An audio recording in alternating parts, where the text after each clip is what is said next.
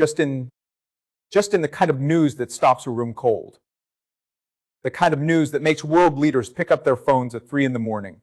The kind of news that changes the map of the Middle East before breakfast.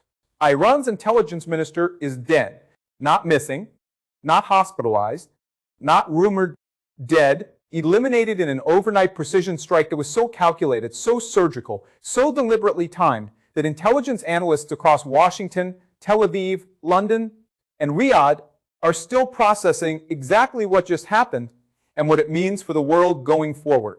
Let that land for a moment. This is not a foot soldier. This is not a mid-level commander whose name nobody knew until today. This is the man who sat at the very top of Iran's entire spy operation. The man who knew the secrets. The man who ran the networks.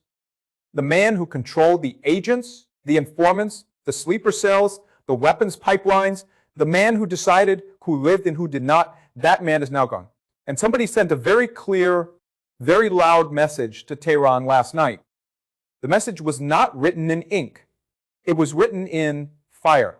Now, there are people watching this right now who are going to say this does not concern them, that this is a faraway conflict between governments they have never heard of, but stay right here, because what happened last night does not stay in the Middle East. What happened last night has consequences that will reach every corner of this earth.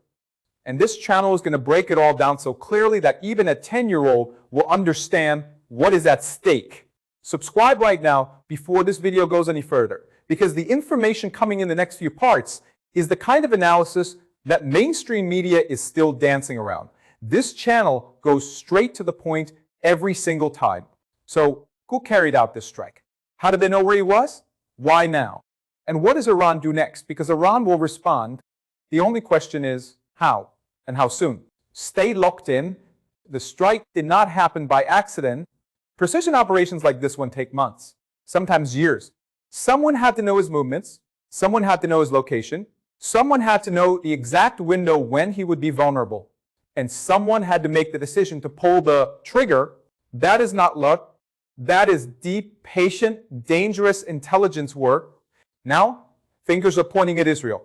No official confirmation has come yet, but the signature of this operation carries a pattern the world has seen before. Israel has a long and documented history of reaching into hostile territory and removing threats that it considers existential.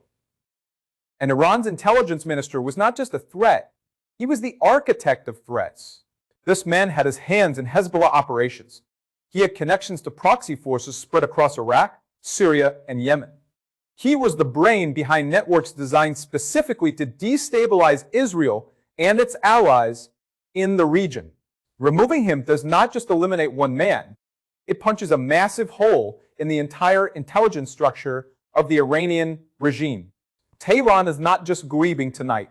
Tehran is scrambling. Because when you lose your intelligence chief to a precision strike, the first question every surviving official is asking themselves is very simple. Who else do they know about? Who else is on that list? That kind of fear inside a government does something very powerful. It causes paralysis. It causes mistrust. And a government that does not trust itself cannot move fast.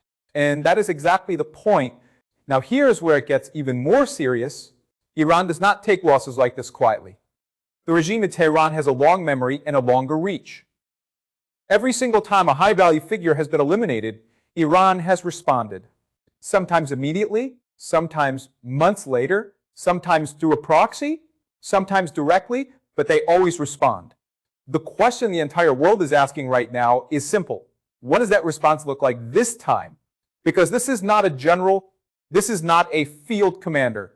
This is the intelligence minister. This is personal. This is institutional. This is an attack on the very brain of the Iranian security state. And the men sitting in Tehran right now are not just angry, they are embarrassed. And embarrassed governments do dangerous things. There are 3 directions Iran could move. The first is a direct military response. Missile strikes, drone attacks, something loud and visible that tells the world Tehran is not weak. The second is through proxies. Hezbollah in Lebanon, militia groups in Iraq, Houthi forces in Yemen, Iran has spent decades building these networks precisely for moments like this one. The third option is the quietest and the most dangerous: covert retaliation, assassinations, cyber attacks, bombings in cities far from the Middle East. All three options are on the table tonight, and the world's major powers know it. American forces in the region have already been placed on heightened alert. Naval assets are moving. Intelligence agencies are watching every frequency, every channel, every known Iranian contact they have. The next 72 hours matter more than most people realize. Stay with this channel because this story is far from over. And let us talk about what this means for the rest of the world, because there are people watching this who live nowhere near the Middle East and are wondering why this should keep them up at night. Here is why. Oil, the moment tensions spike in that region, oil markets feel it instantly. Iran sits at one of the most strategically important choke points on the planet, the Strait of Hormuz. Nearly 20% of the world's entire oil supply passes through that narrow strip of water every single day. If Iran decides to flex in that direction as part of its retaliation strategy, fuel prices in America, Europe, Africa, and Asia go up that next month, within days. That means transport costs go up, food prices go up, everything that moves on a truck, a ship, or a plane becomes more expensive. And ordinary people who have never heard of Iran's intelligence minister will feel that it's the grocery store and the fuel pump. That is the hidden consequence nobody is talking about loudly enough. Then there is the nuclear question. Iran's nuclear program has been one of the most dangerous and contested issues in global politics for over 2 decades. The intelligence minister was deeply embedded in protecting and advancing that program. His elimination creates a gap, but it also creates unpredictability. And an unpredictable Iran moving toward nuclear capability is a nightmare scenario for every government on earth. World leaders are not sleeping well tonight. The United Nations is watching. Washington is watching. Moscow is watching. Beijing is watching. Because what happens in the next few days will set the tone for the next several years of Middle Eastern and global security. This is bigger than one man. This is bigger than one strike. This is a moment that history will reference for a long time. Here's the bottom line. One precision strike removed one of the most dangerous men on the planet, but it also lit a fuse that the entire world is now watching. Power does not disappear when one man dies. It shifts, and sometimes it shifts into hands that are angrier, more reckless, and harder to predict. Iran will respond. The only real question is how far they are willing to go. This time, for ordinary people watching from every corner of the world, this is not a faraway drama. This is oil prices. This is food costs. This is global security sitting on a knife edge overnight. Stay informed. Stay ahead.